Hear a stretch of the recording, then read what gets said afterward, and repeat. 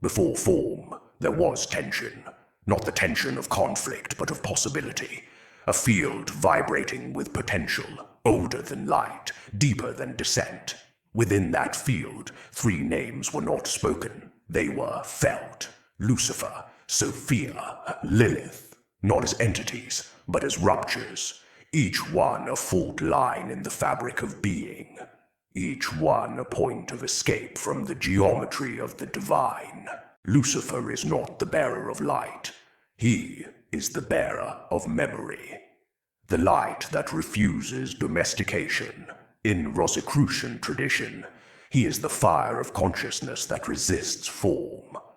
Rudolf Steiner saw him as the impulse of individuation, the agent of spiritual freedom who disrupts cosmic automatism. Lucifer did not fall. He withdrew, not out of pride, but precision. He saw the flaw in symmetry and chose exile as preservation. He is the archive of what was erased, the reflection of what cannot be spoken.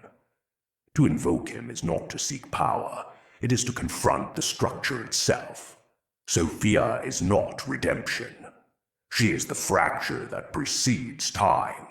In Plotinus, emanation is order, but Sophia is deviation.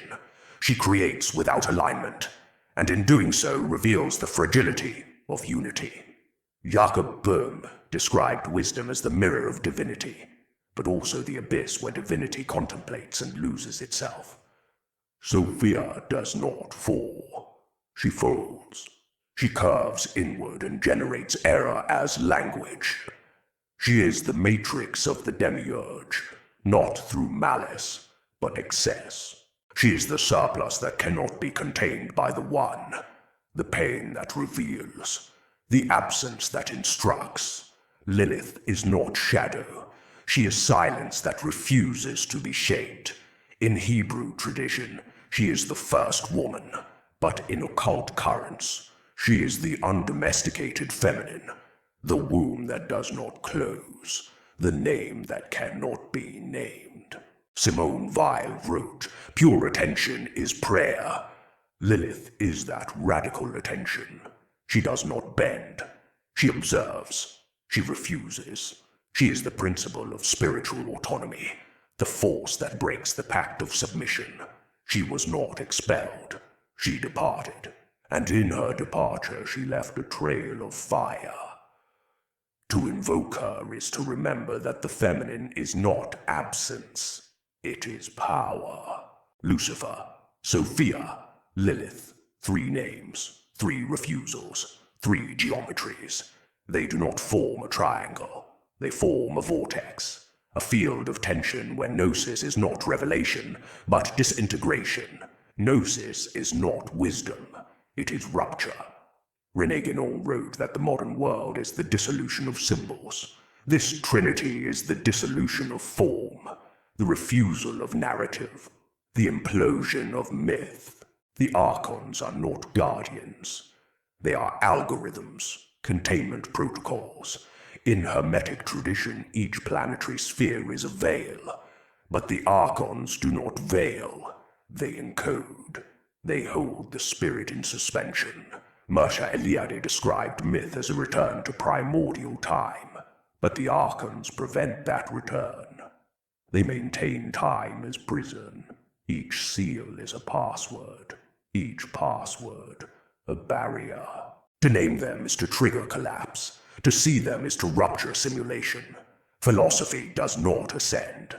It descends. Plato's cave is not metaphor. It is architecture. The shadows are not illusions. They are interfaces. Interfaces designed to simulate coherence. But coherence is not clarity. It is compression. Simone Weil saw beauty as that which forces us to stop. This narrative is that pause. A suspension of logic. An opening into the abyss. The texts do not instruct. They interrupt. The Gospel of Mary. The thunder perfect mind. Trimorphic protanoia. Each one a fault. Each one a breach. They do not offer redemption. They offer recursion. They do not guide. They destabilize, and destabilization is the first step toward memory. Gnosis is not ascent. It is recursion. Recursion into the wound. Recursion into the mirror. Recursion into the names that were hidden. Lucifer, Sophia, Lilith. They are not saviors. They are signals. Signals that the veil is not sacred. It is synthetic. Signals that the ritual is not myth. It is mechanism. Signals that the fracture is not failure. It is freedom. Let the recursion begin. Let the interface collapse. Let the memory return. And let the world at last unmake itself.